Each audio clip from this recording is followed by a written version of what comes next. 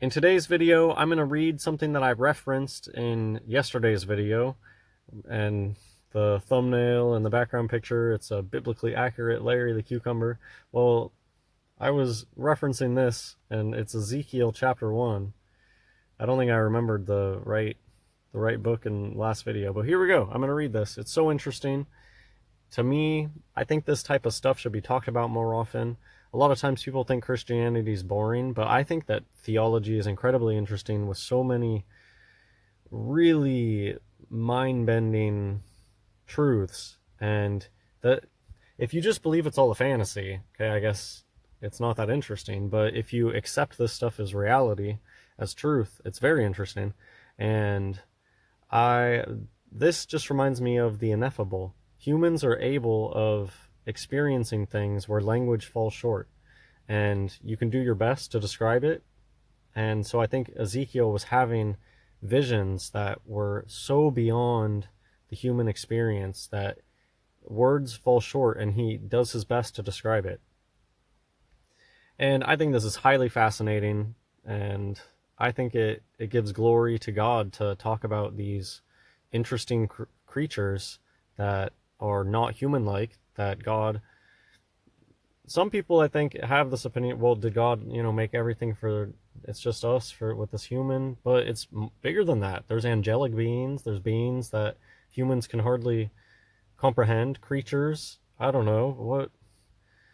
If humans can't even understand what it would be like to be a bat, like, what is the consciousness of these creatures?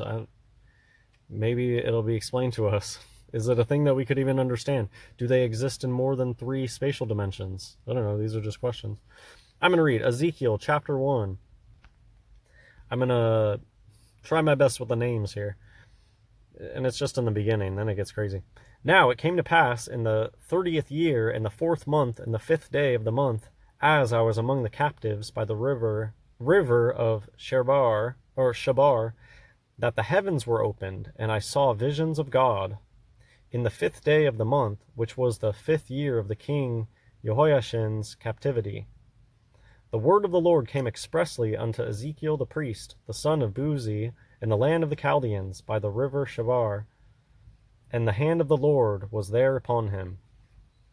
And I looked, and behold, a whirlwind came out of the north, a great cloud, and a fire enfolding itself, and a brightness was about it, and out of the midst thereof, as the color of amber, out of the midst of the fire.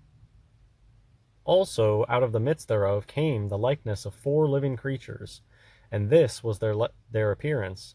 They had the likeness of a man. And every one had 4 faces, and every one had 4 wings, and their feet were straight feet, and the sole of their feet was like the sole of a calf's foot, and they sparkled like the color of burnished brass. And they had the hands of a man under their wings and on their 4 sides, and they 4 had their faces and their wings. Their wings were joined one to another. They turned not when they went every one straight forward. I think the way that these are described moving is probably the most interesting part of this to me. I mean, okay, they looked like men, they had wings, they had 4 different creature faces that we'll hear in a second, but the descriptions of the movement here are so intriguing to me. They turned not when they went every one straight forward. As for the likeness of their faces, they 4 had the face of a man and the face of a lion on the right side, and they 4 had the face of an ox on the left side. They 4 also had the face of an eagle. I wonder were there 2 faces on the right, 1 face on the left? Was the eagle like on the top of the head? Where's the eagle? It doesn't really say. It sounds like the eagle was somewhere else, but I don't know. Thus were their faces, and their wings were stretched upward. 2 wings of every one were joined one to another, and the 2 covered their bodies. Okay, so 2 wings were stretched upward. That reminds me of depictions of the Ark of the Covenant with the angel wings touching one another. So the 2 angel wings were up, and then the other 2 were covering the body. That's really interesting. And they went every one straight forward. Whither the Spirit was to go, they went, and they turned not when they went. The fact that that's emphasized, to me, means that the way that they moved was very uncanny. To me, it seems like they moved in a very unusual way where humans don't move like that. That's to me, and like in a rigid manner where they didn't turn at all. As for the likeness of the living creatures, their appearance was like burning coals of fire, and like the appearance of lamps. It went up and down among the living creatures, and the fire was bright, and out of the fire went forth lightning, and the living creatures ran and returned as the appearance of a flash of lightning. So that, I think, is more descriptions of their movements, and up and down among the living creatures. So is it, and like lightning moves up and down among living creatures. I'm guessing there they mean like birds and people and on the ground. And they didn't turn when they moved, and they're flaming, and out of them comes lightning. So, I mean, if something this spectacular was happening, it's a miracle that they can remember anything about this, or he in this particular instance. I'm saying in general, if any person is experiencing something so extreme, it's incredible that they would be able to have any good descriptions. That's something that I actually notice in the media, and I don't know, maybe it does come from the Bible, how somebody will give like an enormous amount of information on the spot, and it's like, this is really serious, listen to me, and they go start giving all this information, and my ADD brain is like, oh man, I maybe remember one thing of what you just told me. I need to write this down. So anyways, this event was probably so spectacular, and this probably is a really good explanation of what's going on if we could only see it ourselves. And I mean, I actually personally have aphantasia, so I'm probably worse than a lot of you at visualizing what this may look like. I'm going to keep reading at verse 15. Now, as I beheld the living creatures, behold, one wheel upon the earth by the living creatures, with his 4 faces. The appearance of the wheels and their work was like unto the color of beryl, and they 4 had one likeness, and their appearance and their work was, as it were, a wheel in the middle of a wheel. A lot of these wheel and wheel descriptions remind me of gyroscopes, or those old astro globes, astro something. The old depiction, or the old, like, it's like a calendar but for the heavens, where they have different interlocked sphere things moving around, but it's not really like spheres, it's like bands that together make a spherical shape. Anyways, maybe you know what I'm talking about. Verse 17. When they went upon their 4 sides, and they turned not when they went. So this is more of the not turning when they go, which, I mean, maybe is like a wheel. When a wheel moves along a track, it doesn't really turn, but I don't know. As for their rings, they were so high that they were dreadful. Just when the scale of something becomes so extreme that it sets a fear inside of you, a strange, ominous feeling. It's like, reminds me of standing in front of a monolith. If you were just like randomly teleported to a location with a giant monolith in front of you, and it just gave you a scary feeling, that's what I feel like there. As for their rings, they were so high that they were dreadful, and their rings were full of eyes round about them 4. And when the living creatures went, the wheels... So there's kind of a contrast here. Are the wheels a mechanical thing? Because they're kind of in contrast to the living creatures, at least here in this verse. And when the living creatures went, the wheels went by them. And the living creatures... So is that, in my mind, is there a contrast there that the creatures are living and the wheels are not living? They're a mechanical thing with eyes, and I don't know. Let me know in the comments. Verse 19. And when the living creatures went, the wheels went by them.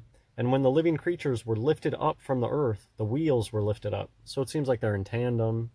They're connected somehow.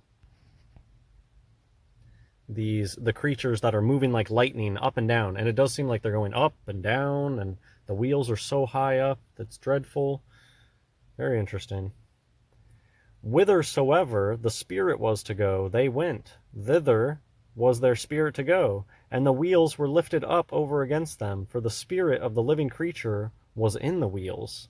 Interesting. So this is like a mechanical or some piece of technology. What do you want to... It's a material thing that doesn't have its own spirit, but the spirit of the creatures is inside of the wheel. That's my interpretation. When those went, these went, and when those stood, these stood, and when those were lifted up from the earth, the wheels were lifted up over against them, for the spirit of the living creature was in the wheels. And the likeness of the firmament upon the heads... So this is so interesting. And the likeness of the firmament upon the heads of the living creature was as the color of the terrible crystal stretched forth over their heads above. And under the firmament were their wings, straight, the one toward the other. Everyone had two, which covered on this side, and everyone had two, which covered on that side, their bodies. So I imagine above their wings, there was the firmament, like the firmament, which probably looks like a jewel. Who knows what the firmament looks like from the outside, but I think it's a giant see-through dome. Also acts as a lens, and God he changed the firmament when he flooded the earth in a way where it gained the rainbow. So from outside, there might be a constant rainbow. Seeing the firmament from the outside, who knows? Or you see its rainbow quality from the outside, and we just can't always see it from the inside. Who knows? But above their wings, it sounds like there's the same type of glory as the firmament has in these four creatures. Verse 24. And when they went, I heard the noise of their wings, like the noise of great waters, as the voice of the Almighty, the voice of speech, as the noise of an host. When they stood, they let down their wings. Okay, I was going to say, yeah, the voice of God is oftentimes talked about many waters. It's sounding like many waters. And interesting that that's the noise that their wings made. Verse 25, and there was a voice from the firmament that was over their heads when they stood and had let down their wings. And above the firmament that was over their heads was the likeness of a throne, as the appearance of a sapphire stone, and upon the likeness of the throne was the likeness as the appearance of a man above upon it. And I saw as the color of amber, as the appearance of fire round about within it, from the appearance of his loins even upward, and from the appearance of his loins even downward. I saw, as it were, the appearance of fire, and it had brightness round about. As the appearance of the bow that is in the cloud in the day of rain, so was the appearance of the brightness round about. This was the appearance of the likeness of the glory of the Lord. And when I saw it, I fell upon my face, and I heard a voice of one that spake. So that almost sounds that like these four creatures had like a holographic image of the throne of God hovering over their heads. They saw the firmament, they saw the throne of God, and it sounds like he maybe even saw Jesus. And that is it for this video. What a cool chapter of the Bible. Show your friends. People that think that the Bible's boring, read Ezekiel chapter 1 and tell me that that's boring. God bless everyone.